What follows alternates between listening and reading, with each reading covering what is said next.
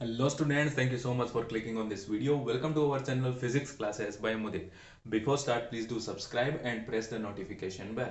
Thank you. So बच्चों, इस video में हम देखेंगे कि इलेक्ट्रिक डाइपोल की इक्वाटोरियल लाइन पर इलेक्ट्रिक फील्ड कैसे कैलकुलेट करते हैं। ठीक है, हमने इसकी एक्सेल लाइन पे हमने देख लिया था। आज हम देखेंगे कि इसकी इक्वाटोरियल लाइन, इक्वाटोरियल आपको पता ही है कौन सी है, कि जो इस डाइपोल के परपेंडिकुलर होती है और जो उसके सेंटर से पास होती है, उस लाइन पर कोई पॉइंट है, उस पॉइंट पर हम इलेक्ट्रिक फील्ड कैसे कैलकुलेट करेंगे देखना। तो ये आपका ये डाइपोल हो गया, ये माइनस क्यू, ये आपके हो गया प्लस क्यू। ठीक है, इसको मैं ए पॉइंट दे देता हूँ, इसको मैं बी पॉइंट दे देता हूँ, और ये दोनों के बीच का ये सेंटर ओ, और ये डिस्टेंस हम ले लेते हैं 2a। 2a हम क्यों लेते हैं ये बताया हुआ है, क्यों लेते हैं, फॉर इजी कैलकुलेशन। लेने को तो हम ए भी ले सकते हैं, ठीक है, 2a इसलिए लेते हैं इजी कैलकुलेशन के लिए। ठीक है, अब इसकी इक्वाटोरियल लाइन, यानी इक्वाटोरियल लाइन ये जो सेंटर से पास हो रही है, ठीक है, इस पॉइंट पर मान लो यहाँ पर कोई पॉइंट P है, इस पॉइंट P पर हमें क्या करना है, इलेक्ट्रिक फील्ड निकालनी है। तो इस पॉइंट P पर इसकी वजह से भी इलेक्ट्रिक फील्ड होगी, माइनस क्यू की वजह से भी होगी, और प्लस क्यू की वजह से भी होगी। अब जो प्लस क्यू चार्ज है उसकी वजह से हम इलेक्ट्रिक फील्ड जानते हैं, बाहर की तरफ होती है, आउटवर्ड, और माइनस क्यू की वजह से जो इलेक्ट्रिक फील्ड होती है वो कैसी होती है, इनवर्ड होती है। तो प्लस क्यू की वजह से देखते हैं, देखो ये हो गई E1 मान लेते हैं प्लस क्यू की वजह से, जो कि बाहर की तरफ है, और माइनस क्यू की वजह से E2 मान लेते हैं, जो कि इस तरीके से होगी अंदर की तरफ, E2। ठीक है, और ये जो पॉइंट P है, ये जो एंगल है, इसको मान लेते हैं थीटा। ठीक है, तो अगर ये थीटा है, तो अगर मैं ये जो AB है इसके पैरेलल अगर पॉइंट P के पास एक लाइन ड्रॉ करूं, ठीक है, अगर ये थीटा है तो ये भी कितना होगा, थीटा होगा। ठीक है, अब देखो बच्चों, यहां पर जो E1 और E2 जो है उनकी कोई फिक्स डायरेक्शन नहीं है, यानी वो पर्टिकुलर किसी डायरेक्शन में नहीं है, ना तो एक्स डायरेक्शन में, ना वाई डायरेक्शन में, ना जेड डायरेक्शन में। ऐसा हम कह सकते हैं ये कोई ना कोई प्लेन में है, एक्स इधर होता है, वाई इधर होता है, जेड ऐसे होता है। तो ये एक्स है, ये आपके एक्स है, तो इधर क्या है, माइनस एक्स है, ऊपर वाई है, तो ये प्लेन में है, माइनस एक्स वाई प्लेन में। तो जब कोई प्लेन में होता है तो हम क्या करते हैं, उसके हम कंपोनेंट लेते हैं। क्या लेते हैं, कंपोनेंट लेते हैं। यहाँ पर हमें क्या लेना है, कंपोनेंट। कंपोनेंट कैसे लेते हैं, इसको ध्यान से सुनना। जैसे E1 है, E1 के हमें दो कंपोनेंट मिलेंगे। कितने कंपोनेंट मिलेंगे, हमें दो कंपोनेंट मिलेंगे। तो जिस तरफ एंगल होता है उस तरफ जो एक कंपोनेंट आता है वो कोस वाला कंपोनेंट आएगा, और जिस तरफ एंगल नहीं होता उस तरफ जो कंपोनेंट आएगा वो कैसा आएगा, साइन कंपोनेंट आएगा। तो ये थीटा है, थीटा के इधर जो एंगल आएगा, जो कंपोनेंट आएगा, उसको हम लिखेंगे E1 cos थीटा। क्या लिखेंगे, E1 cos थीटा। यहाँ पे थीटा है, थीटा की साइड जो कंपोनेंट आता है वो cos होता है, और इसके जो परपेंडिकुलर जो कंपोनेंट आएगा वो क्या आएगा, E1 sin थीटा। यानी जिस तरफ एंगल होता है उस तरफ cos लेना है, जिस तरफ एंगल नहीं है उधर sin लेना है। सिंपल सी बात। इसी तरीके से E2 है, E2 के लिए अब आप कहोगे सर E2 के लिए एंगल कहां से लिखें, तो देखो E2 के लिए ये एंगल हो गया आपका थीटा। ठीक है, E2 के लिए ये एंगल इधर, सॉरी इधर आएगा थीटा। ठीक है, तो E2 के लिए हम देखेंगे तो थीटा की तरफ इधर आएगा E2 cos थीटा, और इसके नीचे आएगा E2 sin थीटा। ठीक है, तो हमने E1 और E2 को कंपोनेंट्स में डिवाइड कर दिया। ठीक है, तो आप ध्यान से देखो, यहाँ पर E1 cos थीटा और E2 cos थीटा, ये तो दोनों एक ही डायरेक्शन में आ रहे हैं। कौन सी डायरेक्शन है, इधर कौन सी डायरेक्शन है, माइनस एक्स डायरेक्शन है। लेकिन E1 sin थीटा और E2 sin थीटा, इन दोनों को ध्यान से देखो तो ये दोनों एक दूसरे के अपोजिट है। क्या है, अपोजिट डायरेक्शन में है। तो इस वजह से E1 sin थीटा और E2 sin थीटा दोनों एक दूसरे को कैंसिल आउट कर देंगे। क्यों कर देंगे, क्योंकि दोनों की डायरेक्शन तो अलग अलग है, दोनों की डायरेक्शन तो अलग अलग है, लेकिन मैग्नीट्यूड में इक्वल है। मैग्नीट्यूड में इक्वल है, मैग्नीट्यूड में क्यों इक्वल है, क्योंकि चार्जेस इक्वल है। ठीक है, चार्जेस इक्वल है, डायरेक्शन अलग अलग हो सकती है, यही तो डायपोल मूवमेंट होता है। चार्जेस क्या होते हैं, मैग्नीट्यूड में इक्वल होते हैं। तो जो इलेक्ट्रिक फील्ड है वो भी मैग्नीट्यूड में इक्वल होगी। तो मैग्नीट्यूड में इक्वल है बट डायरेक्शन इन दोनों की अपोजिट है, तो साइन वाले कंपोनेंट एक दूसरे को कैंसिल कर देंगे। बचेंगे क्या, कोस और कोस। इवन के दोनों कोस कंपोनेंट बचेंगे, एक ही डायरेक्शन में होने की वजह से ये एड हो जाएंगे। ठीक है, सो टोटल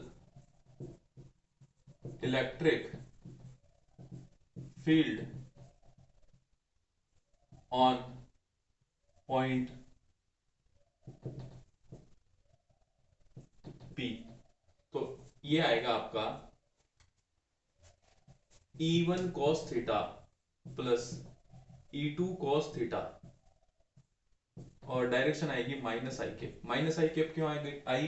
क्योंकि ये इधर प्लस एक्स डायरेक्शन है, इधर माइनस एक्स डायरेक्शन है, और माइनस एक्स डायरेक्शन में हमें यूनिट वेक्टर पता है कितना होता है, आई केप होता है। ठीक है, तो इन दोनों में देखो कॉमन आ रहा है, कोस कॉमन आ रहा है, तो मैं इसको ऐसे लिख सकता हूँ E1 plus E2 cos theta minus I cap.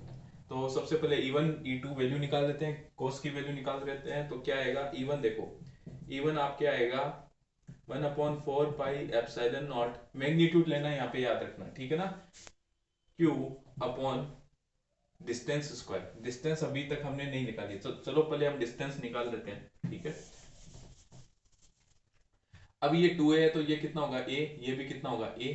ठीक है, और o से p के बीच की डिस्टेंस r है, अगर मान ले हम r है, तो ये a b c ट्राइंगल में देखना, इसको इक्वेशन 1 दे देते हैं। ट्राइंगल abc में देखना, abc में अगर हम पाइथागोरस थ्योरम लगाते हैं तो क्या आएगा, हाइपोटेन्यूज का स्क्वायर यानी bc का square is equal to o, abc नहीं है भाई, ट्राइंगल हमें ओबीसी लेना है। ठीक है, ओबीसी, ओबीसी, तो बीसी स्क्वायर यानी बीसी हाइपोटेन्यूज का square is equal to OB square plus OC square. ठीक है, तो BC square is equal to OB, OB कितना है ए स्क्वायर प्लस ओसी कितना है आर स्क्वायर, तो बीसी कितना आ गया root a square plus r square. तो ये हमारे पास डिस्टेंस हो गई बीसी। ठीक है, अब ये कि ये डिस्टेंस यही आएगी, ठीक है, क्योंकि ये दोनों क्या है इक्वल है, क्योंकि सेंटर से ये लाइन गई है, तो ये जितनी होगी ये इतनी होगी, यानी ए बी ए सी भी कितनी होगी root a square plus r square. ठीक है, तो अब हम निकाल लेते हैं E1 is equal to 1/4 pi epsilon not Q upon distance square. तो डिस्टेंस यानी ये डिस्टेंस, ये देखो C B C, B C हम निकाल चुके हैं, डिस्टेंस का स्क्वायर यानी root a square plus r square का होल स्क्वायर। इसी तरीके से E2 कितना आ जाएगा 1/4 pi epsilon not Q upon root a square plus r square का होल स्क्वायर। ठीक है, अब इन दोनों, अब ये देखो ना E1 और E2 इक्वेशन नंबर 3 और इक्वेशन नंबर 4 ये दोनों इक्वल है, 1/4 pi epsilon not 1/4 pi epsilon not Q root a square plus r square root a square plus r square. तो ये जब हम इसमें लिखेंगे तो मैं डायरेक्ट लिख देता हूँ 2E1 या 2E2, क्योंकि E1 प्लस E2 क्या करेंगे 2E1 आएगा या 2E2 दोनों सेम ही है, तो इसको इक्वेशन 1 को मैं ऐसे लिख सकता हूँ E vector is equal to 2E1 cos theta minus i cap लिख सकते हैं, या 2E2 भी लिख सकते हो क्योंकि दोनों सेम है। ठीक है, तो E vector is equal to आ जाएगा 2 into 1/4 pi epsilon not Q upon root. अब भाई देखो यहाँ पे रूट है और स्क्वायर है, स्क्वायर से रूट कैंसिल हो जाएगा, तो क्या बचेगा नीचे ए स्क्वायर प्लस आर स्क्वायर। ठीक है, इंटू कोस थीटा की वैल्यू देख लेते हैं। कोस थीटा भी इस ट्राइंगल से निकाल लेंगे O B C. Cos theta कितना आ जाएगा परपेंडिकुलर अपॉन हाइपोटेन्यूज, है ना, यही होता है परपेंडिकुलर अपॉन हाइपोटेन्यूज, परपेंडिकुलर नहीं सॉरी, ये क्या होता है base upon hypotenuse. Cos theta क्या होता है बेस अपॉन हाइपोटेन्यूज, बेस कितना है ए और हाइपोटेन्यूज कितना है root a square plus r square. ठीक है, बेस अपॉन हाइपोटेन्यूज। ठीक है, कोस थीटा, तो ये आ जाएगा आपके a upon root a square plus r square. अब देखना ध्यान से